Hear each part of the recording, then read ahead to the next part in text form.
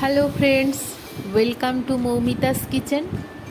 আশা করি তোমরা সবাই খুব ভালো আছো, আমিও খুব ভালো আছি। আবারও এসেছি আরেকটি নতুন স্বাদের রেসিপি নিয়ে। আজকের রেসিপি পায়েস। জগন্নাথ দেবের রথযাত্রা উপলক্ষে আজকে ভগবানকে একটু পায়েস নিবেদন করেছিলাম, সেই রেসিপিটাই তোমাদের সাথে আজকে শেয়ার করব। পায়েস কিভাবে বানাবে পরিমাপ সহ সবটুকুই তোমাদের বলে দেব, যাতে তোমাদেরও ভোগের পায়েস বানাতে কোনো রকম অসুবিধা না হয়। তো চলো কথা না বাড়িয়ে রেসিপির দিকে এগোনো যাক। পায়েস বানানোর জন্য আমি নিয়েছি গোবিন্দভোগ চাল।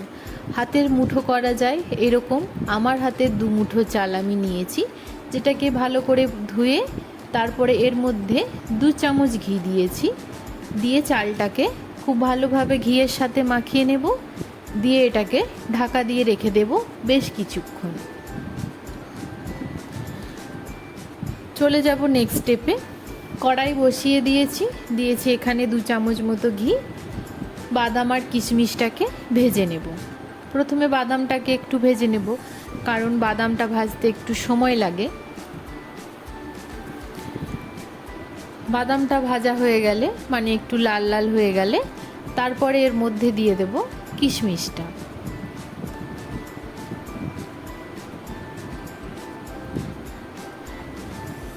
দিয়ে দিলাম কিশমিশটা। কিশমিশ দিয়ে কিন্তু বেশিক্ষণ ভাজার কোনো দরকার নেই। কিশমিশটা একটু নাড়াচাড়া করেই এবারে তুলে নেব এটাকে একটা পাত্রে।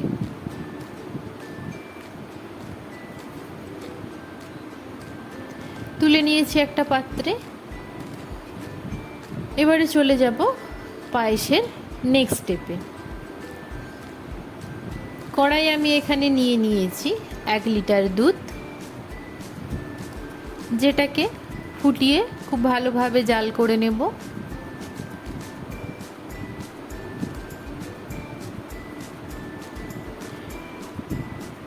এবারে এখানে একটা কথা বলি, আমি যেই কড়াইতে বাদামটা ভেজেছিলাম সেই কড়াইতেই দুধটা ঢেলেছি, কারণ এর ফলে কি হয়, কড়াইয়ের তলাটা অয়েলি ভাব থাকে আর দুধটা কিন্তু তলায় লেগে যাওয়ার কোনো ভয় থাকে না। তোমরা যদি দুধটা ফুটে উঠেছে, পায়েস রান্না করার সময় কিন্তু দুধটাকে আগে খুব ভালোভাবে ফুটিয়ে নেবে বা জাল দিয়ে নেবে।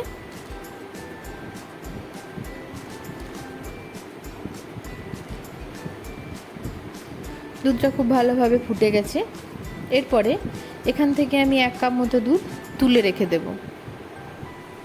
গরমের জন্য একটু অসুবিধাই হচ্ছিল, তো দুধটাকে তুলে একটা সাইডে রেখে দিলাম। এরপরে চালটাকে দুধের মধ্যে দিয়ে দেব।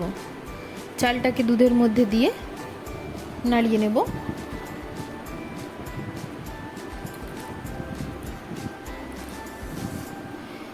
এখানে একটা ছোট্ট টিপস বলি তোমাদের। চালটাকে আমি কেন আগের থেকে ঘি মাখিয়ে রেখেছিলাম। চালটাতে আগের থেকে ঘি মাখিয়ে রাখার কারণ হলো, এর ফলে চালের অয়েলি ভাবটা বেড়ে যায়, যার ফলে পায়েসটার লেগে যাওয়ার সম্ভাবনা খুব কম থাকে। আর চালে অনেকক্ষণ ধরে ঘিটা মাখিয়ে রাখার ফলে ঘিয়ের যে গন্ধটা সেটা কিন্তু চালের মধ্যে চলে যায়, যার ফলে পায়েসের স্বাদ ও গন্ধ দুটোই খুব ভালো আসে।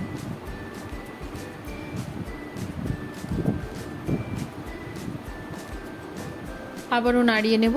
আর এটাকে নাড়াতে নাড়াতে একটা কথা বলি, পায়েসটা কিন্তু একদমই হাই ফ্লেমে রান্না করবে না। কখনো হয়তো অন্যমনস্ক হয়ে গেছো, দুধটা উতলিয়ে কিন্তু পড়ে যেতে পারে। সেক্ষেত্রে মিডিয়াম আঁচে রেখেই পায়েসটাকে রান্না করবে। এবার পায়েসটা আস্তে আস্তে ফুটতে থাক।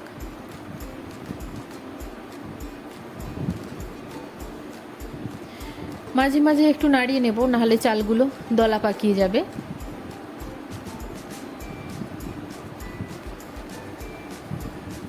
এরপরে বলি দুধটা কেন এক সাইডে রাখলাম আর কি কাজেই বা লাগাবো। এর মধ্যে আমি গুঁড়ো দুধ অ্যাড করে নেব আর খুব ভালোভাবে মিশিয়ে নেব। আমি এখানে 10 টাকার আমুলের যে প্যাকেটগুলো বাজারে কিনতে পাওয়া যায়, সেই 10 টাকার আমুলের গুঁড়ো দুধটা আমি মিশিয়ে নেব। এখানে কিন্তু পুরো দুধটাই আমি ইউজ করব, মানে গুঁড়ো দুধটা অল্প অল্প দিয়ে এটাকে ভালোভাবে মিশিয়ে নেব। যাতে কোনো দলাভাব না থাকে। ভালোভাবে মিশিয়ে নেওয়ার পরে এটাকে একটা সাইডে রেখে দেব।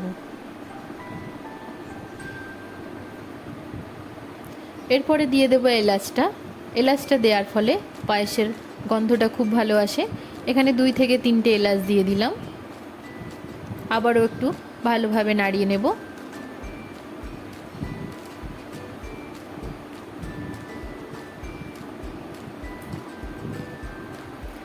এরপরে আমি এর মধ্যে অ্যাড করে দেব ড্রাই ফ্রুটসগুলো।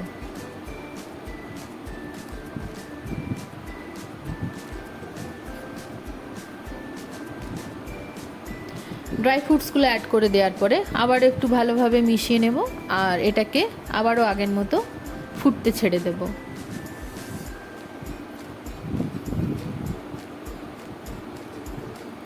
পায়েসটা আস্তে আস্তে ফুটতে থাক। পায়েসটা কিন্তু অলমোস্ট ফুটে ফুটে হাফ হয়ে গেছে, মানে দুধের পরিমাণটা।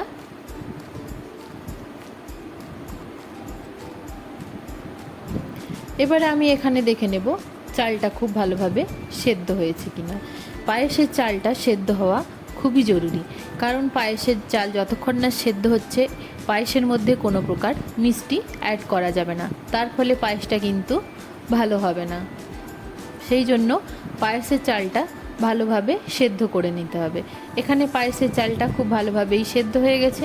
আমি এরপরে অ্যাড করে দেব মিষ্টি। পায়েসে তোমরা তো অনেকেই বাতাসা ইউজ করো, গুড় ইউজ করো, চিনি ইউজ করো।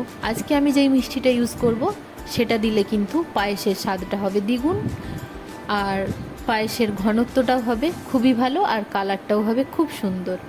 তো চলো সেই সিক্রেট মিষ্টিটি তোমাদের দেখিয়ে নিই। এই যে আমি এখানে ইউজ করছি কিন্তু মিছরি। আমি পায়েস রান্না করার সময় সব সময় মিছরির ব্যবহারই করে থাকি। মিছরি আমি এখানে নিয়েছি চালা মিছরি 250 গ্রাম। তোমরা চাইলে বাজার থেকে ওই যে দানা মিছরি পাওয়া যায় সেটাকেও ইউজ করতে পারো।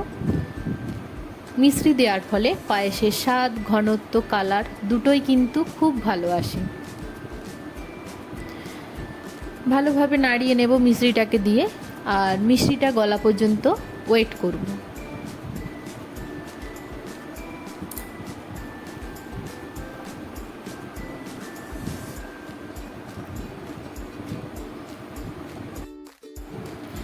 মিষ্টিটা খুব ভালোভাবে গলে যাওয়ার পরে পায়েসের মিষ্টিটা ঠিকঠাক কিনা সেটা বোঝার জন্য আমি একটু হাত দিয়ে দেখে নিলাম। যদি চটচটে ভাব থাকে পায়েসের মধ্যে তাহলে কিন্তু অবশ্যই বুঝবে মিষ্টিটা একদম ঠিক আছে আর পায়েসের ঘনত্বটা একদম পারফেক্ট আছে। তারপরে আমি এখানে মিশিয়ে নেব গুঁড়ো দুধ মেশানো দুধটা। এটা কিন্তু নামানোর কিছুক্ষণ আগেই অ্যাড করবে, তাতে স্বাদটা কিন্তু বজায় থাকবে। দুধটা দেওয়ার পরে ভালোভাবে মিশিয়ে নেব আর একটুক্ষণ ফুটিয়ে নেব। বেশ কিছুক্ষণ ফুটিয়ে নেওয়ার পরে এবারে এর মধ্যে আমি দিয়ে দেব 1 চামচ ঘি। পায়েসটা আমার একদম রেডি। নামানোর আগে 1 চামচ ঘি দিয়ে পায়েসটাকে নামিয়ে নেব। লাস্টে ঘিটা দেওয়ার কারণ হলো পায়েসের গন্ধটাও আরও খুব ভালো লাগবে আর স্বাদটাও ভালো হবে। পায়েসটা কিন্তু একদমই রেডি। এবার এটাকে নামিয়ে নেব একটা পাত্রে, খুব সাবধানে। গরম পায়েস তো, তাই খুব সাবধানে এটাকে নামিয়ে নেব আর ঢেলে নেব একটা পাত্রে। আজকে আমি পায়েসটা বানিয়েছিলাম জগন্নাথ দেবের উদ্দেশ্যে, যেহেতু রথযাত্রা সেই জন্য জগন্নাথ দেবের উদ্দেশ্যেই বানিয়েছিলাম। আমার বাড়ির যেসব ভগবান আছে সবাইকেই আমি পায়েসটা নিবেদন করেছিলাম। তোমরা যদি আমার রেসিপিটা আর আমার টিপসগুলো ফলো করো, তোমরাও ভগবানের জন্য অনায়াসে এরকম পায়েস বানাতে পারো। ভগবানের জন্য তৈরি খাবার আমরা কিন্তু কখনো মুখে তুলে দেখতে পারি না, সেটা কেমন স্বাদ হয়েছে বা কতটা মিষ্টি লাগবে বা কতটা ঝাল লাগবে, নুন লাগবে, এগুলো কিন্তু আমরা দেখতে পারি না। সেক্ষেত্রে আমি যে পরিমাপটা বললাম সেইটা ফলো করো এবং চিন্তা ছাড়াই ভগবানের জন্য পায়েসটা তোমরা বানাতে পারো। একদম পারফেক্ট হবে পায়েসটা। পায়েসটার কালারটা দেখতেই পাচ্ছ যেমন সুন্দর হয়েছে, আর পায়েসটা ঠান্ডা হলে কিন্তু আরও ঘন হয়ে যাবে। তো আজকের এই আমার রেসিপিটি তোমাদের কেমন লাগলো তোমরা প্লিজ কমেন্ট করে জানিও। যদি ভালো লেগে থাকে অবশ্যই লাইক কমেন্ট শেয়ার করো। চ্যানেলটা যদি ভালো লেগে থাকে অবশ্যই সাবস্ক্রাইব করো। আর এই রেসিপিটি বাড়িতে একবার অবশ্যই ট্রাই করে দেখো, খেতে সত্যি খুব ভালো লাগবে। আর ফলো করতে থাকো মৌমিতাস কিচেন আরও নতুন নতুন রেসিপির সন্ধানের জন্য।